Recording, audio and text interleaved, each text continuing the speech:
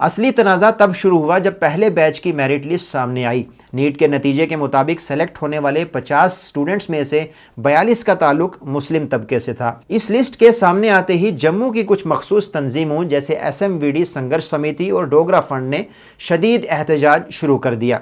उनका मौक़िफ़ था कि चूँकि ये श्राइन बोर्ड का पैसा है, इसलिए यहाँ दाखिला यानी एडमिशन सिर्फ उन्हें मिलना चाहिए जो माता वैष्णो देवी में अकीदा रखते हैं।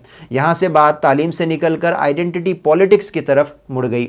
सवाल ये पैदा होता है कि क्या मेरिट पर आए बच्चों को उनके मजहब की वजह से निशाना बनाना सही है? जब एहतजाज बढ़ा तो नेशनल मेडिकल कॉलेज यानी NMC ने एक सरप्राइज इंस्पेक्शन की और कहा कि कॉलेज में फैकल्टी और इंफ्रास्ट्रक्चर की कमी है। मगर हैरत की बात यह है कि यही NMC सितंबर में सब ठीक बता रही थी। वहीं सियासी रहनुमाओं ने क्या कहा, आइए जानते हैं। चीफ मिनिस्टर उमर अब्दुल्ला ने इस फैसले पर सख्त दुख का इजहार किया। उनका कहना था कि कुछ लोग महज 42 मुस्लिम बच्चों को एडमिशन मिलने की वजह से इतने बड़े इदारे को बंद करवाने पर खुश हैं। उन्होंने इसे जम्मू का नुकसान करार दिया क्योंकि आने वाले वक्त में यहां से हजारों डॉक्टर्स तैयार होते। वहीं LG मनोज सिन्हा की तरफ से यह यकीन दिलाया जा रहा है कि तलबा का साल ज़ाया नहीं होने दिया जाएगा और उन्हें दूसरे सरकारी मेडिकल कॉलेजेस में शिफ्ट किया जाएगा। सियासी तंजीमों की बात करें तो बाज़ रहनुमाओं ने इस बंदिश को स्टैंडर्ड बरकरार रखने के लिए ज़रूरी बताया, मगर अवामी हलकों में इसे सियासी दबाव का नतीजा माना जा रहा है।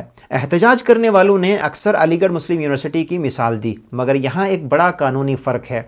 AMU और जामिया मिलिया जैसे इदारे आर्टिकल 30 के तहत माइनॉरिटी इंस्टीट्यूशंस का दर्जा रखते हैं, जो कि अदालत में ज़ेर बहस है। वहीं SMVD यूनिवर्सिटी ने कभी ऐसा कोई दर्जा नहीं मांगा और ना ही ये एक माइनॉरिटी इंस्टीट्यूशन है। ये एक मॉडर्न मेडिकल कॉलेज है जो पब्लिक फंड्स और सरकारी ज़मीन पर बना है, इसलिए यहाँ सेक्युलर मेरिट को नज़रअंदाज करना कानूनन मुश्किल है।